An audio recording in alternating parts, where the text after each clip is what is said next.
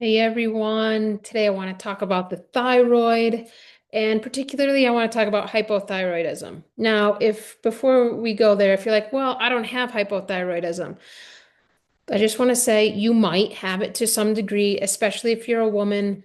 There, about 1 in 8 women have diagnosed hypothyroidism. That number is way too low. Almost every woman I see in my homeopathy practice has thyroid malfunction, sluggish thyroid function to some degree. So I want to start with that. And also, you know, of course, every system works harmoniously and synergistically with one another within the human body. But if your thyroid function is off, is low, is compromised, your entire system is going to be out of whack.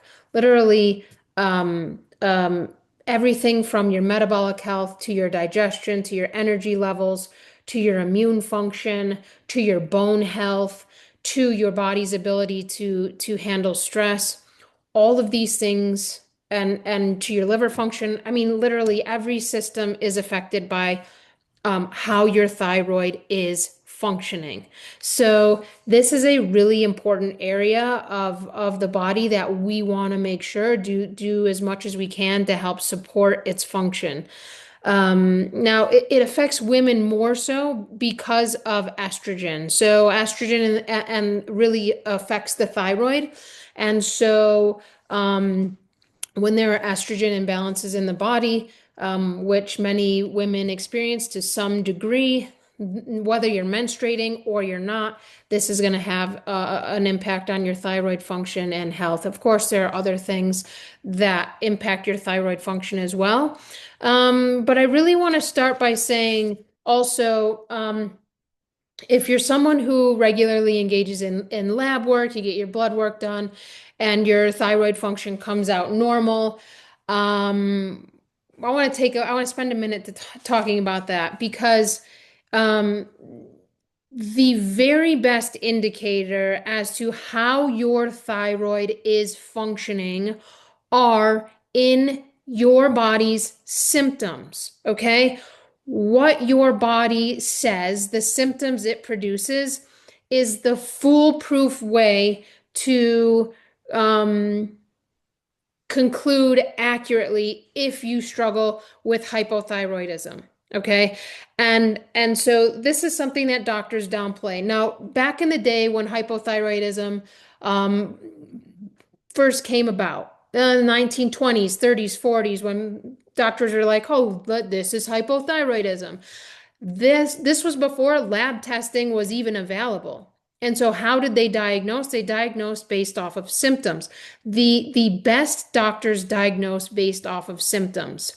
Lab testing has so much room for error, is incredibly inaccurate, gives just the tiniest snapshot into the functioning of that area of your body that I often don't care about lab testing, okay? Because it's so much less clear. There's so much more room for error versus what your body's symptoms are, what your body is saying. Because you can't lie, you can't make that up.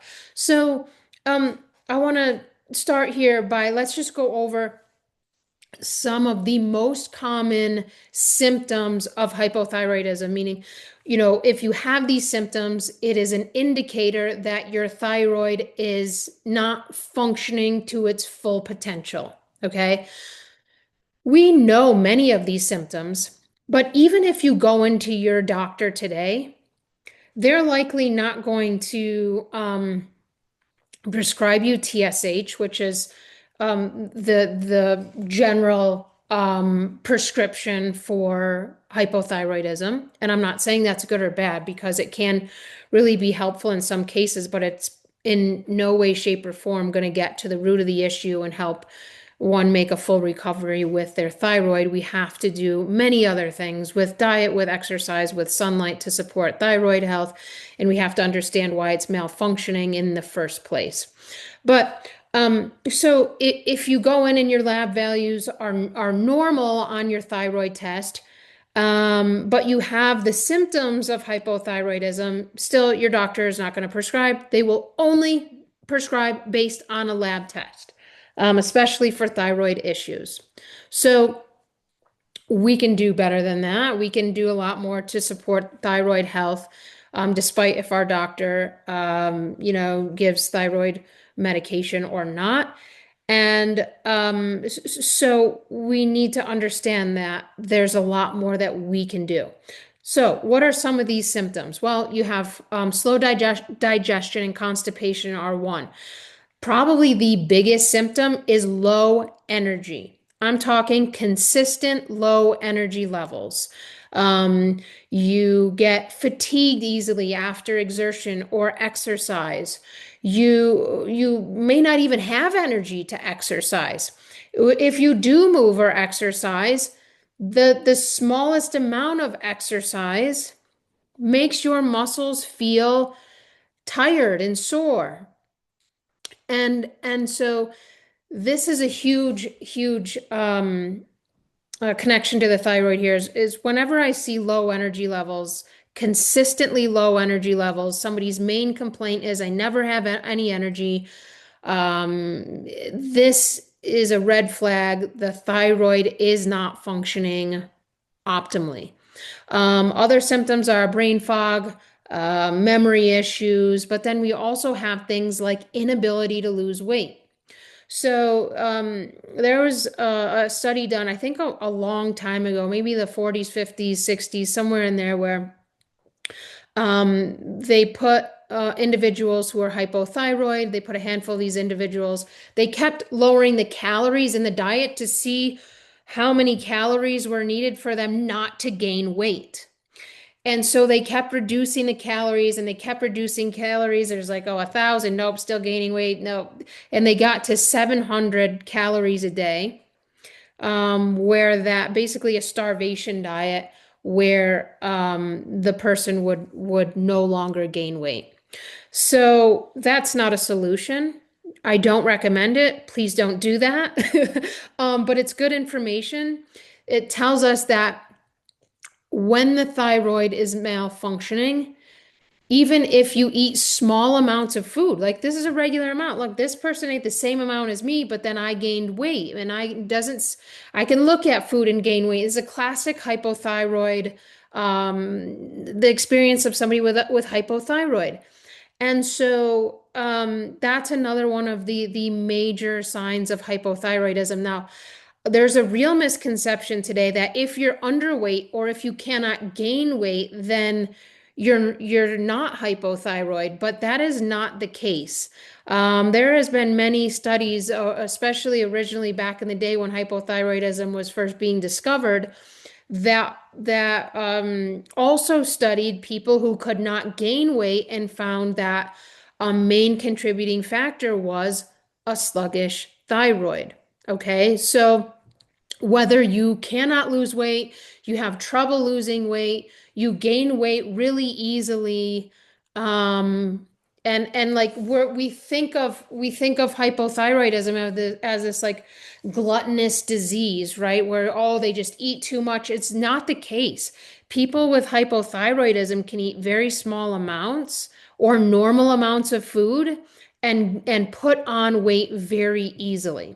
Now, but it can go either way. If somebody cannot gain weight, they also likely have some degree of hypothyroidism. So, um, there's some other symptoms as well. Snoring, sleep apnea. These can be effects of hypothyroidism as well, because if your thyroid function is sluggish, you're not going to be able to utilize oxygen efficiently. Okay. So, if someone if you take these symptoms to your doctor and they're like, well, your TSH is normal, just keep working out and, eating healthy.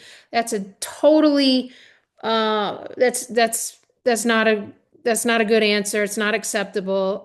There's obviously something wrong. There's something out of balance with your thyroid that needs more attention. Originally, when hypothyroidism was being diagnosed, they also found that water retention. So the this ability to put on weight and retain water is much greater in those who are hypothyroid. So we can see edema and pitting edema, but we can also see this mucus-like edema, um, where even if we were like, oh, I have a lot of water weight or I store, you can feel it. Especially women, when you're gaining water weight. Well, this can be outside of the menses, a sign of hypothyroidism as well. So there are many other signs and symptoms, cold hands and feet, Raynaud's, um, a low body temperature. Also, if you wake up in the morning, okay, you wake up in the morning and you feel sluggish and it's like, oh my God, I cannot get out of bed. Um, this is, you see, cortisol levels are in a healthy person with normal thyroid function, cortisol levels begin to rise around dawn. Okay. Cortisol levels are directly related to sunlight, to sunlight, to light and dark cycles. So, cortisol levels are supposed to start when the sun comes over the horizon, when it starts to peak over the horizon. That's when your cortisol levels in a healthy person are supposed to begin. Okay, cortisol is supposed to start being released around dawn when the sun rises. Cortisol levels are supposed to drop in our bodies when the sun starts to go below the horizon and we swap cortisol for melatonin, right? Most people with hypothyroidism, they start to feel better right around sunset when that cortisol is done with its peak throughout the day and the sun goes below the horizon. Some people who struggle with hypothyroidism tend to feel better at that time of day, and this is directly related to cortisol. So, if you wake up in the morning and cortisol is not being released. You see, cortisol, adrenaline, these hormones are supposed to be released in the morning. Now, it's not going to be like this full, it's not going to be like you had a cup of like coffee and you're like, zzz, zzz. It's not going to be like that. It's going to be a trickle effect. It should be a trickle effect where cortisol starts to be released from your anterior pituitary gland and into your bloodstream and adrenaline as well. Now, if cortisol is release is delayed at that time, instead of what your symptoms you're going to be experiencing is you can have rapid heartbeat or tachycardia in the morning. And that heart rate does not balance itself out until you eat and you get cortisol through it, and cortisol starts to be released through your food, through the digestive process, through your blood sugar regulating process. So, this is another symptom that if you wake up and your heart's beating faster, even if you're laying in bed and your heart's beating rapidly, unless you're under a significant amount of stress and it's not a consistent symptom, if it is rather consistent, this is a sign that your thyroid is out of balance. So, so uh, the thyroid is really a huge component of our metabolic health. Okay. So anybody struggling with metabolic health issues, whether it's blood sugar regulation, inability to lose weight, inability to gain weight, there are other diseases considered metabolic health diseases like cancer, like diabetes, dementia, and Alzheimer's. Literally, um, there's always disease pathology is always multifactorial in the body, right? It's never just like one thing. We can say though that the thyroid is almost involved in every health issue the body experiences. It's a tiny organ, but it's mighty. It has a huge impact on our body, on our health.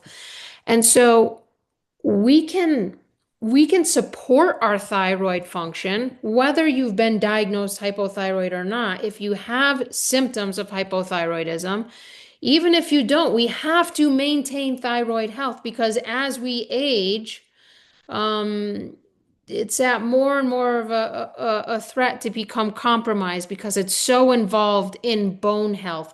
It's so involved in blood sugar levels. It's so involved in hormone health. It's so involved in brain function. And many people who are hypothyroid, usually, especially when there's a strong genetic component here, one of the first symptoms of hypothyroidism is usually in childhood, and it's when there's when myopia, nearsightedness starts to happen, and the degree to one's myopia, especially when diagnosed at a younger age. But even in older age, that can be the first symptom of hypothyroidism. Myopia and thyroid health are directly connected. And usually there have been a lot of studies that show when myopia and or migraine headaches start from a young age, this is like, hey, this is a red flag. We have to take a look at the thyroid. And we know that many this kids are who haven't been breastfed, who've been fed soy formula, who eat a lot of PUFAs in the diet. This is why PUFA detoxification is a big part of the course because, well, for many reasons, but your intake of PUFAs, the higher it is, the lower your thyroid function is going to be. And even if you've like, "Oh, I don't cook with seed oils," go watch the other videos I've done on PUFAs on Eat Heal Farm or on YouTube because these oils take a while to get out of your body and you have to actively be doing things that help remove these oils from your cells, your liver, your body. Um, and a main reason we want to do this is to help restore healthy thyroid function. So, there's a lot of things we can do with diet to help support healthy, robust thyroid function. And there's a couple things I want to end here today by talking about because we have to talk. You cannot talk about that, not you can't talk about the thyroid without talking about the carnivore diet. So many people have been in the carnivore diet. It's the only thing I can do to get my symptoms under control. It's not, in fact, it's just another mask of a way to mask what's really going on. I'm a big fan of and proponent of eating healthy meats and healthy protein, healthy animal proteins. It needs to be part of the diet. But the excess that the carnivore diet has and continues to encourage, we're not talking about the ill effects that this has on the thyroid. And so we have to understand how to eat meat and healthy animal proteins while to support thyroid function. And one way to do that is we have to make sure there's ample levels of calcium in the diet. The biggest, most consistent dietary deficiency I see is that people aren't eating enough calcium in their diet. And the thyroid and calcium go hand in hand. Meat is rich in phosphorus. And when phosphorus is rich in the diet, it depletes calcium from the body. We're going to see a lot of people struggling with hormone issues, bone issues, calcium issues, especially the long-term carnivores. They're going to have major issues with calcium, their teeth. You know, everyone's like, "Oh, this it's so good for your teeth. It's so good." The high levels of phosphorus create an imbalance of calcium in the body. And this places a lot of stress on your thyroid. Um, so we really have to understand how to, without counting, without doing macros, without weighing things. That's like so boring, not helpful, but just having an idea as to what does healthy animal protein look like and what does healthy, adequate calcium intake look like. It's way higher than what the like government recommends for your calcium intake. Of course, most things that they recommend are not accurate, and this is just another example. So, so during the course, one of the main focal points is going to be how to support healthy, robust thyroid function, really to support all aspects of life, but really to support your metabolic health, your bone health, your body's ability to remove excess estrogen from the body. Because when you can do those things, you will have a much healthier, enjoyable life. Because your symptoms, you're going to have less hypothyroid related symptoms. You'll have more energy. You'll be able to do more things. You'll be able to engage in your creative processes. Your metabolic health will be more robust. You'll be able to eat a normal, healthy diet without gaining weight. So, um, so I really wanted to take some time here just to talk about the thyroid, its importance, how most people need additional thyroid support through diet, through sunlight, through exercise. People who over exercise um, are placing a lot of stress on their thyroid.